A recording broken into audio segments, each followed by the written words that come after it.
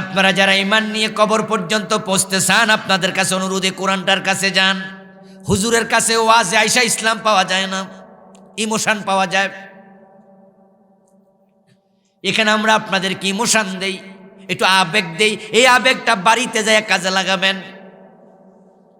ইসলামের মূল শিক্ষা ছিল আপনাকে আমি শিখাবো কেমনে অজু করে, আপনাকে আমি শিখাবো অজুর ফরজ কয়টা, আপনাকে শিখাবো সূরা ফাতিহা, আপনাকে শিখাবো মৌলিক 4টা সূরা, যেগুলো না জানলে না পড়লে নামাজি হয় না। এটা ছিল মূল এলেম। এই মাহফিলের ওয়াজ হলো নফল, আর সূরা ফাতিহা বিশুদ্ধ করে শিক্ষা করা হলো ফরজ। ওইটা ছিল ইসলামের মূল এলেম। কিন্তু আমি যে মাহফিল আইছি, এখন যদি সূরা ফাতিহা আমি বিশুদ্ধ করে তেলাওয়াত শুরু করি, শ্রোতা থাকবো নি? শ্রোতা কবো এটার লাগে আমি হুজুরে আনছি। অথচ আমার এই নফল ওয়াজ না শুনলে আপনার কিচ্ছু আসে যায় না। কিন্তু আপনি সূরা ফাতিহা বিশুদ্ধ না জানলে আপনার নামাজই হবে না। বেশি ছিল আর কানা হাকাম 13 ফরজ শিখো, অজুর ফরজ শিখো, তায়াম্মুমের ফরজ শিখো, বিশুদ্ধ তেলাওয়াত শিখো। এগুলো মাহফিলে পাবেন না, মাহফিলে পাবেন ইমোশন। এখন মৌলিক এলেম শিখতে হলে নিজ দায়িত্বে একজন মসজিদের ইমাম অথবা মুয়াজ্জিনকে ধরতে হবে, হাত বেড়ায় দইরা কইবেন যে হুজুর এই হাত ছাড়মু না, দায়িত্ব নেন, আমি আপনার কাছে কোরআন শিখবো, আমারে শিখাইতে হবে। হুজুর আপনি রাজি হন? যদি কিছু পয়সাও দেয়া লাগে আমি রাজি। হুজুর যদি রাজি হয় তাহলে জাতীয় 1000 মাহফিলের চেয়ে উনার কাছে একদিন কোরআন শিক্ষার গুরুত্ব অনেক বেশি। এই জন্য কোরআনটাকে আঁকড়ায় ধরেন, সুন্নাহকে আঁকড়ায় ধরেন, জান্নাতের পথ খুঁজে পাবেন। ভণ্ড পীর আপনাকে বিভ্রান্ত করতে পারবে না। এখন তো মানুষ কোরআন ছেড়ে দিয়া পীরের বাড়িতে দৌড়াচ্ছে। আর রাসূলুল্লাহ বলেছেন মান ইবতাগাল হুদা ফি গায়রিল কুরআনি আদাল্লাহুল্লাহ। যে ব্যক্তি কোরআন বাদ দিয়া অন্য কোথাও হেদায়াত খুঁজবে, আল্লাহ নিজে তাকে পথহারা করে দেবে। এখন নবী রাসূলগণ এসেছেন দুনিয়াতে কতজন আমরা জানি না, সংখ্যা অগণিত অসংখ্য। 1,24,000, 2,24,000 হাদিস যেগুলো আছে এগুলো অগ্রহণযোগ্য আকীদার ক্ষেত্রে। হাদিসে মুতাওয়াতির ছাড়া গ্রহণযোগ্যতা নেই। অথচ 1,24,000 হাদিসটা হলো খবরে ওয়াহেদ, এই জন্য আকীদার ক্ষেত্রে এটার গ্রহণযোগ্যতা নাই। তাই নবী রাসূলের সংখ্যা কত এই প্রশ্ন যদি ওঠে তাহলে আপনি বলবেন সংখ্যা আমরা জানি না, আল্লাহই ভালো জানে। অসংখ্য গণিত নবী, অসংখ্য গণিত রাসূল এসেছেন এই জমিনে। এই নবী রাসূলরা এসে কি করেছেন, কি বলেছেন? এবার আয়াতের দ্বিতীয় অংশে আল্লাহ বলেন তারা সবাই মিলে দাওয়াত দিয়েছেন মাত্র একটাও। আদম থেকে নবী মুহাম্মদ সাল্লাল্লাহু আলাইহি সাল্লাম পর্যন্ত সব নবীর দাওয়াতের মাঝে কোনো রকমের ভিন্নতা ছিল না। সবাই মিলে একটা দাওয়াত দিয়েছেন, লাকাদ বাআসনা ফি কুল্লি উম্মাতির রাসূলা আন ইবুদুল্লাহ ওয়াজতানিবুত তাগুত। দাওয়াতটা ছিল ও দুনিয়ার মানুষ তোমরা আল্লাহর ইবাদত করো এবং তাগুতের সাথে কোনো সম্পর্ক রাখা যাবে না। এটা গ্রহণ করলে জান্নাত, এটা গ্রহণ করে হচ্ছে হেদায়াত। এখন বাংলাদেশের লোকেরা আল্লাহর ইবাদত করতে রাজি হইছে, কিন্তু তাগুতের সাথে সম্পর্ক চিহ্ন করতে অনেক নামাজিও রাজি হয় নাই। দাওয়াত একটা, দাওয়াতের অংশ দুটা। সব নবী একই দাওয়াত দিয়েছেন। এবার কত ইম্পর্টেন্ট দাওয়াত এটা বোঝেন। অথচ যত নবী দুনিয়া আসছে একজনের সাথে আরেকজনের দেখা হয় নাই এমন নবী অনেক। আদম যখন এসেছে নূহ তখন ছিল না, নূহ যখন এসেছে মূসা তখন ছিল না, মূসা আলাইহিস সালাম দাওয়াত দেয়, ইব্রাহিম তখন ছিল না, ইব্রাহিম নবী দাওয়াত দেয়, ঈসা তখন ছিল না, ঈসা নবী দাওয়াত দেয়, নবী মুহাম্মদের তখন জন্মই হয় নাই। কিন্তু দাওয়াত এক, দেখা হইল না, সাক্ষাৎ হইল না, কিন্তু দাওয়াত মিলে গেল, কি আজীব। এরপর নবীদের এলাকাও কিন্তু এক ছিল না। ইব্রাহিম আলাইহিস সালামের জন্ম ইরাকে, উনি দিন প্রচার করেছেন ফিলিস্তিনে গিয়ে, পরবর্তীতে আরবে। মূসা আলাইহিস সালামের জন্ম ছিল মিশরে, ঠিক না? রাসূলুল্লাহর জন্ম কই? সৌদি আরবে। হযরত ঈসা আলাইহিস সালামের জন্ম কই? বাতেলহামে। শুআয়ব আলাইহিস সালামের জন্ম কই? মাদায়েনে। এক একজন এক এক দেশে এক এক কালে এক এক যুগে এসেছে, কিন্তু দাওয়াত এক। এরপরে বলুন তো, নবীদের সবার ভাষা একরকম ছিল নাকি? তারা যদি একই যুগে থাকতো, দেখা হলো তো তারা একজন কথা একজনে বুঝতো না। কোরআন এসেছে আরবিতে, তাওরাত এসেছে ইব্রানিতে, জাবুর এসেছে ইউনানিতে, এরপরে ইনজিল এসেছে সুরিয়ানিতে। কোনোটা সুরিয়ানি, কোনোটা ইউনানি, কোনোটা ইব্রানি, কোনোটা আরবি। এখন নবীগণ দেখা হলো তো কথা বুঝতো না, কিন্তু দাওয়াত এক। এটাই প্রমাণ করে কোন নবী বানাইয়া কোন দাওয়াত দেন নাই। কোরআনে এটাই আছে। ও নবী, আপনি বলুন, মা কুনতু বিদআম মিনার রাসূল, আপনি মানুষকে জানিয়ে দেন আমি হঠাৎ করে আগমনকারী অভিনব কোন রাসূল না। আগে রাসূলরা এসেছে, আমি তাদের শেষজন। আগের নবীদের দাওয়াত যেটা, আমার দাওয়াত হুবহু সেটা। কি দাওয়াত ছিল? ইবাদত করো আল্লাহর এবং তাগুতের সাথে সম্পর্ক বিচ্ছিন্ন করো। দুটো অংশ। যেমন আমরা বলি ইসলামের রোকন হলো কয়টা? 5টা। তার মাঝে 1 নাম্বার ঈমান। এখন ঈমান হলো একটা রোকন, কিন্তু ঈমানের শাখা আছে 2টা। লা ইলাহা ইল্লাল্লাহ মুহাম্মাদুর রাসূলুল্লাহ। 2টা শাখা মিলে এক রোকন। 2টা মিলে এক রোকন। ঠিক আল্লাহর নবীদের দাওয়াত একটা, তার রোকন আলাদা, তার শাখা ছিল 2টা। রোকন একটা, শাখা 2টা। এখন কেউ যদি লা ইলাহা ইল্লাল্লাহ মানে, মুহাম্মাদুর রাসূলুল্লাহ না মানে, সে মোমেন না কাফের? অর্ধেক মেনে মোমেন হওয়া যাবে না। এখন ইবাদত করো কার? বাংলাদেশে প্রশ্ন করলে সব মানুষ বলবে ইবাদত করি আল্লাহর। তো আল্লাহর ইবাদত যদি করো, তাহলে তাগুতের সাথে সম্পর্ক কেন? তখন বন্ধু এবার চুপ করে যায়। তাগুতের সাথে সম্পর্ক রাখলে কালেমাওয়ালা মোমেন হওয়া যায় না। এখন তাগুতের সাথে সম্পর্ক রাখা যাবে না। এই সম্পর্ক ছিন্ন করার জন্য তাগুত চিনা দরকার আছে না নাই? যে ব্যক্তি ইবাদত বুঝবে, সে তাগুতের সাথে সম্পর্ক রাখতে পারেই না। এই দেশের মানুষ তো ইবাদতে বোঝে না। হাজার হাজার লোক, 10 জন মেট্রিক পাস লোককে যদি আপনি আলাদা করে প্রশ্ন করেন, বয়েস কাকে বলে, পার্সিভ স্পিচ কাকে বলে, অ্যাডভার্ব কাকে বলে, দেখবেন 10 জন উত্তর দেবে পার্সিভ স্পিচ এরার বলে, বয়েস এটারে বলে, ভার্ব এটারে বলে। 10 জন আলেমরা আলাদা করেন, এসএম ফেল কারে কয়, 10 জন একই উত্তর দেবে। এখন আমরা সবাই ইবাদত করি, 10 জন আলাদা প্রশ্ন করবেন, ইবাদত কারে কয়, উত্তর একরকম হবে। আপনারটা আমার লগে মিলবো না, হুজুরেরটা ওনার লগে মিলবো না। অথচ ভার্ব কারে কয় সব ইংরেজিওয়ালা জানে, এসএম কারে কয় সব আরবিওয়ালা জানে, ইবাদত কারে কয় সব ইসলামওয়ালা জানে না। এমনিতে আপনি জিজ্ঞাসা করবেন আল্লাহ মানুষ বানাইছে কেন? সবাই খুব ইবাদতের জন্য। তো ইবাদত কি? আমরা মনে করছি নামাজ, রোজা, হজ, যাকাত ইবাদত। ভুলের মাঝে আছেন, ভুল আপনি বুঝেছেন। ভুল বোঝার কারণে নামাজি আবার নামাজও পড়ে, সুদেও টাকা লাগায়। আছে না? নামাজ পড়ে গোশ খায় তো খায়, একবারে জান দিয়া খায়। ও বন্ধু, হারামের মাঝে ডুবে আছে, অথচ নামাজের সামনের কাতারে আবার দাঁড়াইছে। আজীব। ইবাদত মানি নামাজ, রোজা, হজ, যাকাত শুধু নয়, এগুলো ইবাদতের একটা অংশ মাত্র। ইবাদত কাকে বলে শুনুন। আল ইবাদাতু হিয়া কাযাউল হায়াত বিহাসবি আওয়ামিরিল্লাহি তাআলা ওয়া নাওয়াহি।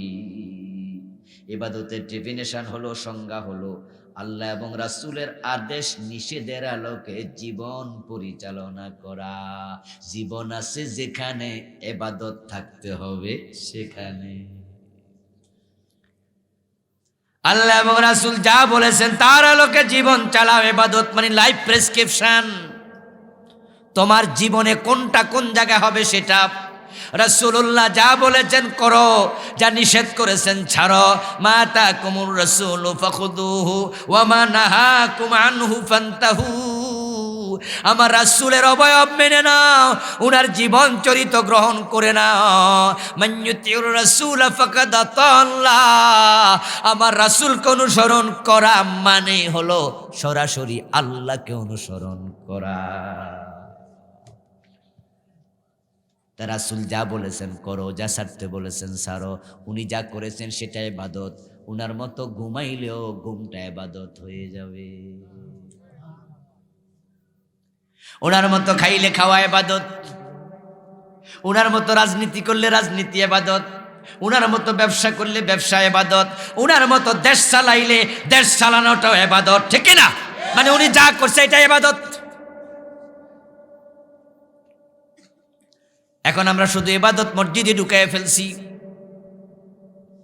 আমরা যখন নামাজে যাই তখন মনে করছি এটা ইবাদত। এবার বলুন তো, ফজরের নামাজে উঠতে লেট হয়ে গেছে, ঘুম থেকে উঠে দৌড় মারা মসজিদে গেছেন, কিন্তু যাইয়া দেখেন যে জামাত শেষ, লোকজন মসজিদ থেকে চলেও গেছে। ঘড়ির দিকে তাকায়া বুঝলেন সূর্য মনে উঠতেছে।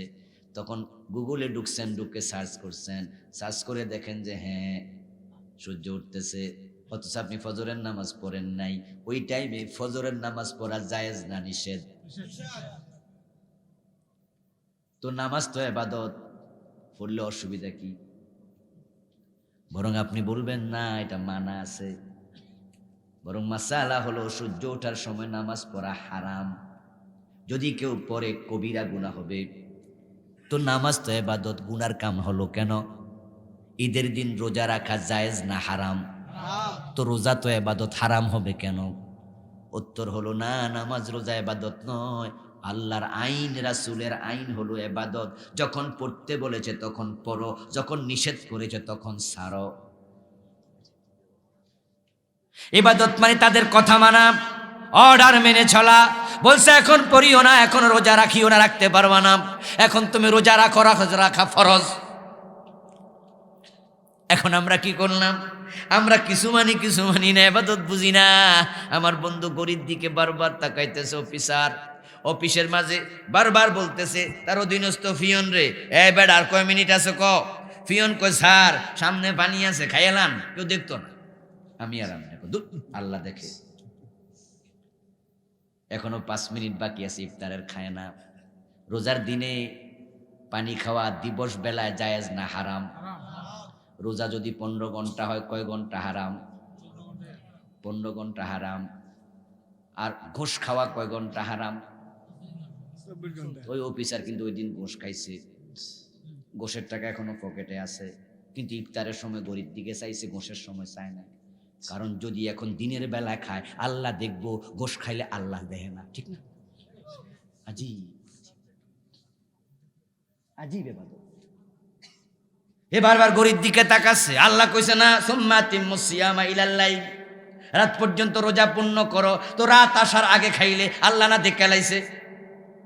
সামনে খাবার আছে, পেটে ক্ষুধা আছে, খায় না, আল্লাহ দেখে। বুকে পিপাসা আছে, সামনে পানীয় আছে, খায় না, পান করে না, আল্লাহ দেখে। ওই লোক আবার ঘোষ খায় কেমনে? সে সুদ খায় কেমনে? ভাত খাওয়া হারাম 14 ঘন্টা রোজার দিনে, পানি খাওয়া হারাম 14-15 ঘন্টা রোজার দিনে, সুদ খাওয়া হারাম 24 ঘন্টা। অথচ রোজার মাসও সুদে টাকা লাগায়, এমন রোজাদার বাংলাদেশে নাই। তো কি ইবাদত করলো সে? ইবাদত বুঝলোটা কি? এই জন্য আমি বলছি বন্ধু, আমরা ভুলের ভিতরে আছি। আমরা মনে করছি নামাজ রোজা হজ জাকাত করছি, জান্নাত ঠেকায় কে? আমি ইবাদতকারী। সত্যি আপনি ইবাদতকারী হলে আপনি সৌভাগ্যবান, কারণ জান্নাতে দেওয়ার আগে আল্লাহ বলবে ফাদখুলি ফি ইবাদি ওয়াদখুলি জান্নাতি। ও মিয়া, আমার ইবাদতকারী বান্দাদের কাতারে দাঁড়াও, তারপর আমার জান্নাতে ঢুকে যাও। এখন আপনি সত্যি ইবাদতকারী যদি হন, আপনি সে কাতারে দাঁড়ায় যেতে পারবেন, জান্নাত সামনে হাজির। আপনি একজন মানুষ, আপনার বডি হলো 3.5 হাত লম্বা। এই 3.5 হাত লম্বা বডির মাঝে দেখেন কতগুলো অঙ্গ আছে। এই অঙ্গগুলো যদি আলাদা করা হয়, আপনি আর মানুষ নন। আপনার কল্লা আলাদা হইলে আলাদা নাম হবে, এটার নাম মাথা। হাত আলাদা হলে এটার নাম হাত, পা আলাদা হলে এটার নাম পা, বুক আলাদা হলে এটার নাম বুক, ঠিক না? তাহলে মানুষটা কই? মানুষটা হবে তখন সবগুলা এক জায়গায় জোড়া লাগবে যখন আপনার নামাজ, রোজা, হজ, যাকাত, তাসবিহ, তাহলিল, জিকির, আজকার, হালাল হারাম সব যখন আপনি মানবেন তখন আপনি ইবাদতকারী হবেন। আর আল্লাহ যখন বলবে ইবাদতকারীর কাতারে দাঁড়াও, আপনি দাঁড়াইতে আর কোনো কষ্টই। ওয়াজ মনে একটু কঠিন কঠিন হয়ে যাচ্ছে কিনা আল্লাহ জানে, কষ্ট হইতেছে। কঠিন কিছু না বন্ধু, আপনি মানুষ, আমি মানুষ। যত আজ আমি আবুল কালাম আজাদ করি সব আমি নিজে আমল করে ফেলছি, ব্যাপারটা তাও নয়, তাও নয়। আমরাও মানুষ, কিন্তু একটা বিষয়ে আমি আল্লাহর কাছে সারেন্ডার করে আসি। যখন কোথাও ভুল হয়ে যায় আস্তাগফিরুল্লাহ পড়তে আর দেরি করি না, আতুবু ইলাইকা বলে হাজির হয়ে যাই। বাবা আদমকে আল্লাহ বলেছিল গাছের কাছে যেও না, মা হাওয়াকে বলেছিল, তারা দুইজন আল্লাহর কথার বাহিরে চলে গেছে। ওই আদমের সন্তান, তা আল্লাহর সব কথা মানা আপনার পক্ষে আমার পক্ষে সম্ভব হবে না, কিন্তু যেখানে হেরে যান তাওবা করে আল্লাহর কাছে সরি বলতে দেরি করা যাবে না। এই জন্য রব একটা তাওবা দরজা বানাইছে। তাওবার দরজাটা বানায়া এটা এমন ভাবে খুলে রাখছে, কিয়ামতের আগে সূর্য পশ্চিম দিকে উঠার আগ পর্যন্ত 1 সেকেন্ডের জন্য বন্ধ করবেন না। 1 সেকেন্ডের জন্য বন্ধ করবেন না। আপনি রাতের গভীরে তাওবা করতে চান, দরজা আছে খোলা। দিনে দুপুরে করতে চান, দরজা আছে খোলা। বিকালে করতে চান, দরজা আছে খোলা। সকালে তাওবা করতে চান, দরজা আছে খোলা। 24 ঘন্টা দরজাটা খোলা আছে। এখন যেখানে আমরা ঠেকে গেছি ওখানে তাওবা করার সুযোগ আছে না নাই? তাহলে তাওবা করলে মিনিমাইজ হয়ে যাবে। বরং আত-তাইবু মিনাদ যামবি কামান লা যামবা লাহু। প্রিয় নবী সাল্লাল্লাহু আলাইহি সাল্লাম বলেন, অপরাধ করার পরে যে তাওবা করবে আল্লাহ তাকে এমন ভাবে ক্ষমা করে যেন সে গুনাহই করে নাই। এখন রাসূলুল্লাহর পুরা জীবন যদি অনুসরণ করা ইবাদত হয়, তাহলে নামাজের মাঝে যাইয়া মারামারি শুরু করে দেয়, কি ভাই কি খবর, ঝগড়া চলছে কি লইয়া? কয় তারাবির নামাজ 8 রাকাত 20 রাকাত লইয়া ঝগড়া চলছে। হয় না? মাঝে মসজিদে ঝগড়া শুরু হয়ে যায়। একদল কয়ে দিছে, আমরা সৌদি আরব থেকে 10-20 জন আইসি এদেশে চাকরি করছি 5-7 বছর, ওখানে 8 রাকাত করে পড়ছি। তোমরা ইসলাম কি বোঝো মিয়া? সৌদি আরবে 8 রাকাত, এই মসজিদে হবে 8 রাকাত। হুজুর 8 রাকাত। মসজিদের সভাপতি কইছে, হ্যাঁ মিয়া আজীবন পড়ছি 20 রাকাত, পাইছো কি? হুজুর সভাপতি কেডা? আমনে তো কার কথা শুনবেন? হুজুর আমি আছি চাচা 20 রাকাতের পক্ষে। বাবা ঝগড়া চলছে তারাবির রাকাত নিয়া, ঝগড়া চলছে আমিন জোরে আসতে নিয়া, ঝগড়া চলছে হাত বুকের উপরে নাবির নিচে বাঁধা নিয়া। ঝগড়ার সমাধান দুই পক্ষে আছে। এই মিয়া কেন নিয়ে নাবির নিচে হাত বাঁধার কথা বলেন? হাদিসে পাইছি। বুকের উপরে বলেন কেন? হাদিসে পাইছি। 8 রাকাত বলেন কেন? হাদিসে পাইছি। 20 রাকাত বলেন কেন? হাদিসে পাইছি। এবার নবী মুহাম্মদ যদি মসজিদে গিয়া আমিন জোরে বলা আসতে বলা নিয়ে হাদিস নিয়ে টানাটানি করো, ওই নবী মুহাম্মদ 10 বছর কোরআনের আইনে দেশ চালাইছে। রাজনীতির প্রসঙ্গ আসলে তখন আল্লাহর আইনের কথা বলে তোমার চেহারা কালো হয়ে যায় কেন? ওখানে সুন্নাহ খুঁজে পাইলা না? রাসূলুল্লাহ সাল্লাল্লাহু আলাইহি ওয়াসাল্লামের জীবনের প্রতিটি কাজ সুন্নাহ। সবটা গ্রহণ আপনাকে করতে হবে। বিশ্বনবীর সবচেয়ে বড় দায়িত্ব ছিল আল্লাহর জমিনে কোরআনের রাজ প্রতিষ্ঠা করা, যেটা মক্কায় 13 বছর চেষ্টা করে রাসূল পারেন নাই। আল্লাহর নির্দেশে প্রিয় নবী হিজরত করে মদিনায় যাচ্ছেন। যাওয়ার পথে তাকে আল্লাহ শিখিয়ে দিলেন, তিনি দোয়া করলেন, ওয়াজআললি মিন লাদুনকা সুলতানান নাসীরা। ও আমার আল্লাহ, তোমার বিধান জমিনে প্রতিষ্ঠিত করার জন্য এ কোরআনটাকে তো আইনের ঘরে নিতে হবে। আইন তো আর মুখে বললে কেউ শুনবে না, এটা তো সিস্টেমেটিক ওয়েতে চালু করা লাগে। এখন মক্কার সংসদ ভবন দারুন নাদওয়া, ওখানে তো কোরআন নিয়ে ঢুকতে আবু জেহেল আমার দেয় নাই। আমি মদিনায় হিজরত করে চলে যাচ্ছি, মদিনায় যাওয়ার পরে যদি আউস এবং খাজরাজ গোত্রের লোকেরা আমার কথা না মানে, আমাকে আইনের ঘরে ঢুকতে না দেয়, হিজরত করে লাভ হবে কি? ও যে আল্লি, তুমি আমারে দেও মিল্লাদুনকা, তোমার পক্ষ থেকে সুলতান, রাষ্ট্র ক্ষমতা। ওই আয়াতটা কোরআনে আসেনি তো? রাসূল নিজে আল্লাহর কাছে রাষ্ট্র ক্ষমতা চাইলো, এখন হুজুররা চাইলে কয় হুজুররা ক্ষমতা লোভী। এটা বুঝি সুন্নাহ না? এটা বুঝি সুন্নাহ না? আল্লাহর হাবিব রাষ্ট্র ক্ষমতা চাইলেন, কোরআনের আয়াত আল্লাহ রেখে দিলেন কোরআনে, এর মানে বুঝাইয়া দিলেন যোগে যোগে ওই ইমানদারেরা তোমরা আল্লাহর কাছে রাষ্ট্র ক্ষমতা চাইবা, ঠিক না? কোরআনের আয়াত এটাই তো বুঝা, এটা করো। এখন আসেন ভাই, আমরা কোরআনকে রাষ্ট্র ক্ষমতায় নিতে চাই। না না, আমি এসব কামে নাই, আমি হজ করে আইছি, আমি হাজি সাহেব মানুষ, দুনিয়াদারিতে আমি আর নাই। আজিব তো। তো তুমি কি রাসূলের সব বড় হাজি হইছ?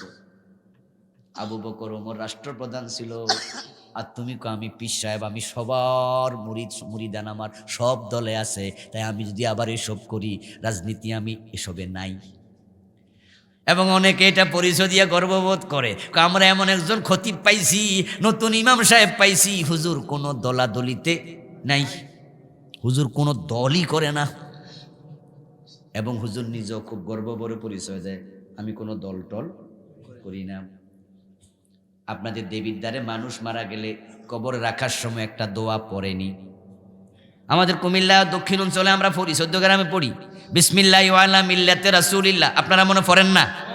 পড়েন তো। বাংলা অর্থ কি দেখেন একটু লক্ষ্য করে, বিসমিল্লাহি আল্লাহর নামে, ওয়া আলা মিল্লাতি রাসূলিল্লাহ রাসূলের দলে। এখন আপনার ইমাম সাহেব মরার পরে কোন দোয়া পড়বেন? নতুন দোয়া বানাইতে হবে, কারণ উনি তো কইছে কোন দলে টলে উনি নাই। এগুলো হলো মুনাফিকি। মুনাফিকি সবাইকে খুশি রাখা, এটা মুনাফিকের লক্ষণ। ইযা লাকুল্লাযীনা আমানু ক্বালু আমান্না ওয়া ইযা খালাউ ইলা শায়াতিনহিম ক্বালু ইন্না মাআকুম, তোমরা সাথেও আছি, উনার সাথেও আছি। আজীব তো, সবার সাথে থাকা যায় নাকি?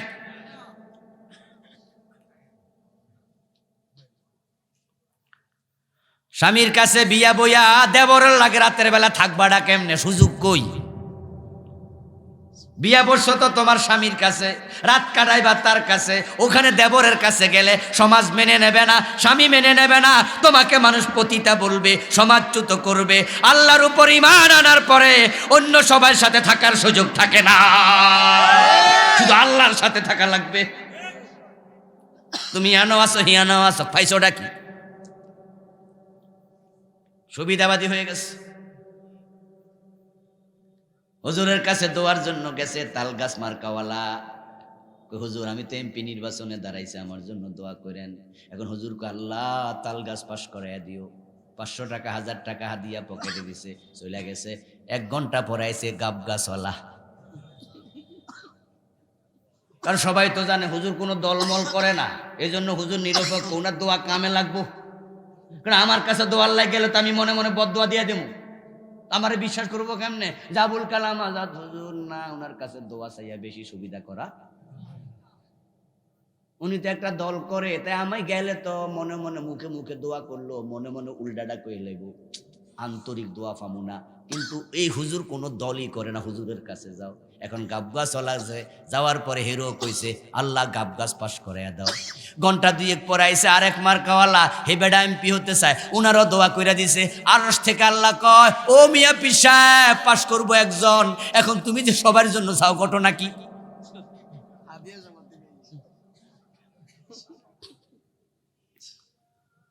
বালাম ইবনে বাউরা নামে একজন আল্লাহর পণ্ডিত ওলি ছিল। বনি ইসরাইলের যুগে নাম ছিল বালাম ইবনে বাউরাম। নবী মূসা আলাইহিস সালামের বিরুদ্ধে বদদুয়া দিছে, আল্লাহর কাছে ঈমানটা চলে গেছে। কোরআনে তার ব্যাপারে আয়াত আছে, আয়াত ওয়াতলু আলাইহিম নাবাআল্লাযী আতাইনাহু মিন আয়াতিনা ফানসালাখা মিনহা ফাআতবাআহু আশ-শাইতান ফাকানা মিনাল গাবিন। ও নবী, আপনার উম্মতের কাছে আপনি একটু ওয়াজ করে দেন, বালাম ইবনে বাউরার ঘটনা বলে দেন। আমি আল্লাহ তাকে অনেকগুলো নিদর্শন দিয়েছি, কারামত দিয়েছি। বালাম ইবনে বাউরার সবচেয়ে বড় কারামত ছিল দোয়া করতে দেরি, দোয়া কবুল হতে দেরি হতো না। এখন আল্লাহ তাকে কারামত দিছে, বেটা ওই দোয়ার শ্বাস মুসা নবীর বিরুদ্ধে লাগাইতে গেছে, ঈমান শেষ। এখন আপনি অলি হইয়া, আপনি পীর হইয়া যে আয়ে হের জন্য দোয়া করেন, আপনি কি দেখেন না কে এমপি হওয়ার পর ইসলাম জবাই করবে, কে এমপি হওয়ার পর ইসলামকে জিন্দা করবে? জেনে শুনে যেই লোকটা এমপি হইয়া, মন্ত্রী হইয়া, মেয়র হইয়া, চেয়ারম্যান হইয়া ইসলামের বিরুদ্ধে অবস্থান নেবে, তার জন্য দোয়া করলে তোমার অলিগিরি ছুটে যাবে।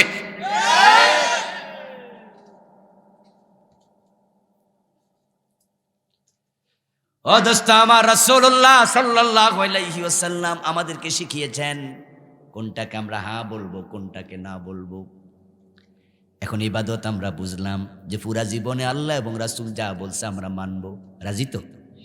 রাজি তো? তাহলে আপনি আলহামদুলিল্লাহ প্রথমটা মানলেন, লস হলেও আসি, লাভ হলেও আসি। আল্লাহর কথা মানতে গিয়ে যদি লস হয়, কোনো আপত্তি নেই।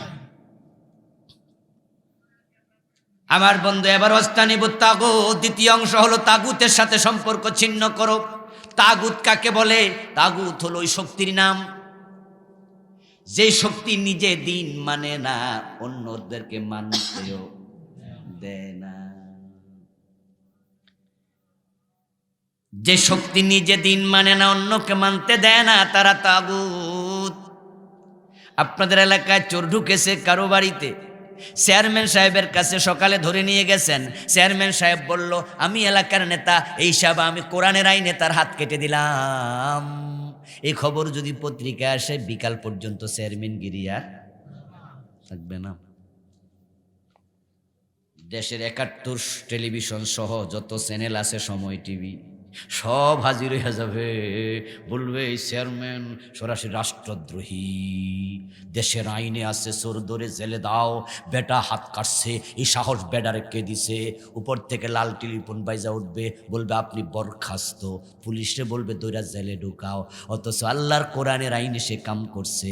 তারা কোরআনের আইন নিজে না মানে না, আমরা মানলে সেটাও মানতেও দেবে না। রাস্তায় কোন পাশে চলা সুন্নত, বামে না ডানে?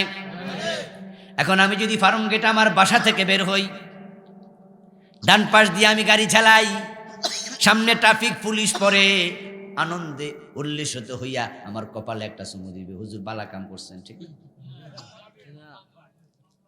বরং বাঁশিটা জোরে বাজাবে, বাজা ইশারা দেবে থামেন, হুজুর ঘটনা কি? আমি বলবো সুন্নাহ আমল করতেছি, বলবে সুন্নত দেখাইতেছি, ডাইরেক্ট একটা মামলা দিয়া দেবে। আমি সরি না বললে ছাড়বে না। আর যদি আমি তার সাথে বিতর্ক করি, তাহলে শুধু মামলা না, আরো কিছু করার সম্ভাবনাও আছে। আমার বন্ধু, মামলা বাঙ্গাইতে গেলে ১,০০০, ২,০০০, ৩,০০০, ৫,০০০ টাকার মামলাও আছে। আমি ডান পাশে চলতে চাইছি সুন্নাহ কাম, কিন্তু সে দিল মামলা। তারা যদি আমি রাতের বেলায় তার বাড়িতে হাজির হইয়া বলি, ও মিয়া ট্রাফিক পুলিশ, কামটা করলেন কি? রাসূলের সুন্নাহ মানছি। এ বলবে, স্যার আপনার লগে পার্সোনাল কোনো শত্রুতা নাই, আপনি দেশের আইন ভঙ্গ করছেন, এজন্য মামলাটা দিছি। আমি তো নিজের মন মতো চলি না, আইন মতো চলি। এখন গেলাম মামলা বাঙ্গাইতে, যে বেটা ১,০০০ টাকা, ২,০০০, ৩,০০০ নিল, এ বেটারে কইলাম রাতের বেলায়, ওর মিয়া টাকা তো না নিলে পারতেন। কেমনে?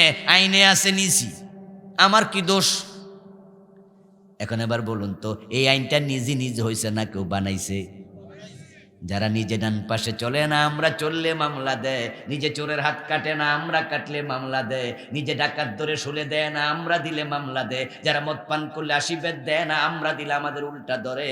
আল্লাহর আইন মানে না, আমাদের মানতে দেয় না, তাদেরকে তাগুত বলে। ওদের সাথে সম্পর্ক রাখলে ইমানদার হওয়া যাবে না। কারণ তাগুতরা কখনো আল্লাহর আইন মেনে নেয় না। আর বাংলাদেশের লোকেরা তাগুতদেরকে সাপোর্ট করার কারণে 50 বছরের বাংলাদেশে আল্লাহর আইনে কোনো আদালত বিচার করে না। অথচ সব আদালতের এজলাসের মাঝে মুসলমান আছে না নাই? বিচারক মুসলমান, বাদী মুসলমান, বিবাদী মুসলমান, সাক্ষী মুসলমান, আদালতের উকিল ব্যারিস্টার মুসলমান। সেখানে যারা আছে 80%, 90% মুসলমান, 92% মুসলমান।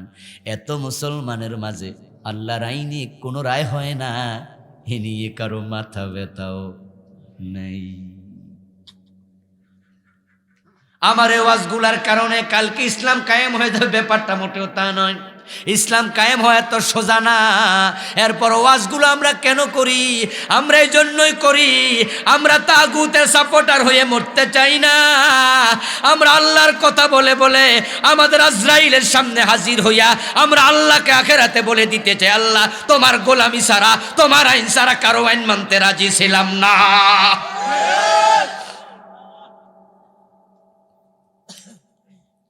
এই চিন্তার উপর মারা যাবেন, এটার নাম সিরাতুল মুস্তাকিম। এটা হলো জান্নাতের রাস্তা। আপনার ডাকে কেউ সাড়া না দেখ, এটা আপনার কিচ্ছু আসে যায় না। একা হলো জান্নাতে যেতে হবে, ঠিক না? কেউ যদি নাও যায়, আমি একা জান্নাতের পথে যাব। রাসূলুল্লাহ সাল্লাল্লাহু আলাইহি সাল্লাম বলেছেন, আখিরাতে কিয়ামতের দিন আল্লাহর এমন অনেক নবী আখিরাতে উঠবে, একা একা জান্নাতে যাবে, সাথে একজন সঙ্গীও থাকবে না, একজনও থাকবে না। আবার এমন নবীও থাকবে যাদের সাথে সঙ্গী হবে জান্নাতি আকাশের তারকার সমান। যেই নবী জান্নাতে একা একা গেলেন, ওই নবী কি ব্যর্থ হয়েছে না সফল? কারণ জান্নাত পাইলে তো সফল। ব্যর্থ হয়েছে সেই জাতি, যেই জাতি নবীর দাওয়াতে অংশগ্রহণ করে নাই, সাড়া দেয় নাই।